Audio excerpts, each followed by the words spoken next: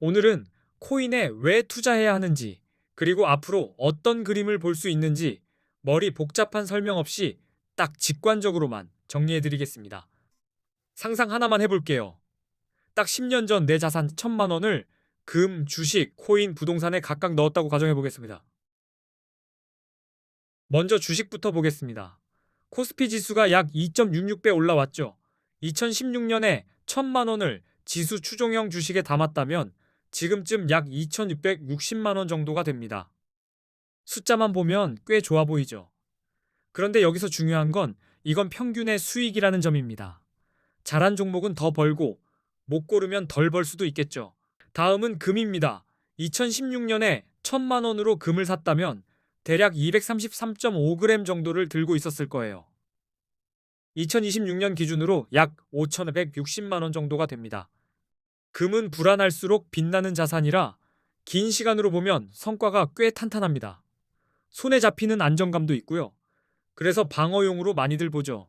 이제 부동산을 보겠습니다. 2016년에 1,000만 원어치 서울 기준 아파트 가치를 들고 있었다면 2026년엔 대략 2,400만 원 정도로 평가할 수 있다고 보겠습니다. 생각보다 숫자가 담백하죠. 물론 지역과 시기, 선택에 따라 다르지만 여기서는 같은 돈으로 같은 기간이라는 비교가 핵심입니다.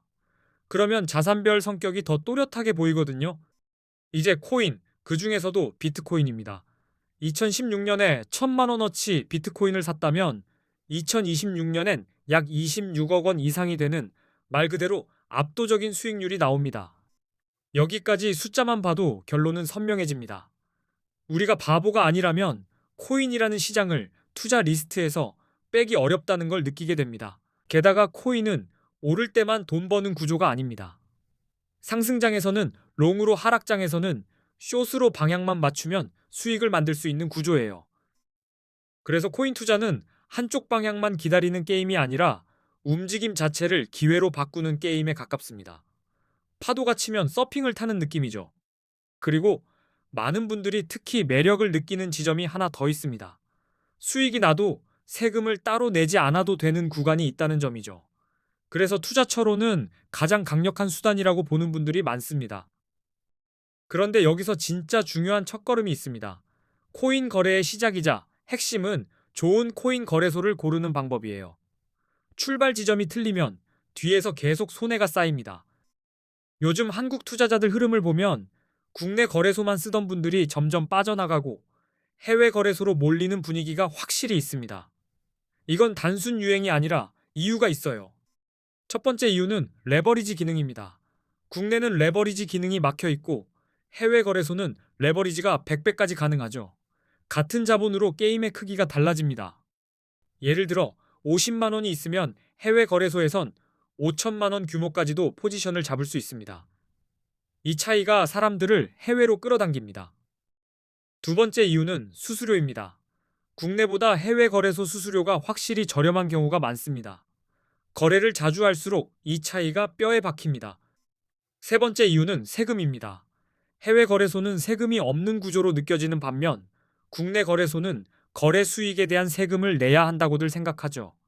그래서 심리적으로도 해외 쪽으로 쏠립니다. 한국인들이 가장 많이 이용하는 해외 거래소, 그리고 가입하면 100달러 지급 이벤트를 하는 곳, 정보는 이 영상 고정 댓글에 적어뒀습니다. 고정 댓글부터 확인해주세요. 100달러로 당장 10억을 만들긴 어렵습니다. 하지만 100달러로 내 돈을 입금하지 않고도 코인 거래를 공부해 볼 수 있고 레버리지를 활용해 거래가 잘 풀리면 몇백만 원도 노려볼 수 있습니다. 이제 수수료가 왜 그렇게 중요한지 숫자로 한번 때려보겠습니다. 대형 거래소들의 거래 수수료가 0.005%라고 가정해 볼게요. 예를 들어 1,000만 원으로 단타를 친다고 생각해 보겠습니다. 여기에 20배 레버리지를 건다고 가정하면 한 번의 거래에서 수수료가 약 22만 원입니다. 거래 한 번 했을 뿐인데요. 하루에 10번만 거래해도 수수료만 220만 원이 됩니다. 이건 실력이 좋고 나쁘고를 떠나 시작부터 숨통을 조여오는 구조예요. 그래서 많은 분들이 여기서 놀랍니다. 내가 벌기 전에 이미 나가는 돈이 이렇게 많아? 맞습니다. 수수료는 조용히, 꾸준히, 확실하게 내 수익을 갉아먹습니다. 수수료가 높은 곳에서 잦은 단타를 하면 그 자체로 절대 이기기 어려운 싸움이 됩니다. 그래서 수수료가 저렴한 거래소를 쓰라는 말이 단순 추천이 아니라 생존 전략이 되는 겁니다. 이제 4개의 대형 거래소와 A 거래소를 같은 기준으로 비교해 보겠습니다. 기준은 딱 5가지로 잡겠습니다. 수수료, 사용 편의성, 한국어 지원, 레버리지 배수, 원화 입출금입니다. 먼저 수수료부터 보겠습니다. A 거래소는 0.01%, 바이비트는 0.0065%, 비트겟은 0.06%, 바이낸스는 0.04%입니다. 숫자가 작아 보이지만 단타는 횟수가 곱해집니다. 그리고 레버리지는 규모가 곱해집니다. 작은 퍼센트가 내 통장을 크게 흔듭니다. 다음은 한국어 지원입니다. A 거래소는 24시간 한국어 상담이 가능하다고 보고요. 바이비트는 불가능 비트겟도 불가능 바이낸스도 불가능하다고 정리하겠습니다. 초보자일수록 이 차이가 큽니다. 문제가 생겼을 때 내 언어로 바로 해결되느냐, 아니면 번역기 붙잡고 시간을 태우느냐, 체감이 완전히 달라집니다. 레버리지는 이렇게 보겠습니다. A 거래소는 200배, 바이비트는 100배, 비트겟은 125배, 바이낸스는 125배입니다. 배수 자체가 선택지를 바꿉니다. 그리고 원화, 즉 한국 돈 입출금입니다. A 거래소는 가능 바이비트는 불가능 비트겟도 불가능 바이낸스도 불가능하다고 정리하겠습니다. 이 부분은 속도와 편의성이 갈립니다. 결국 5가지 기준으로 보면 A 거래소 쪽이 강점이 뚜렷하게 보이죠. A 거래소가 어디인지도 고정 댓글에 정보 적어뒀습니다.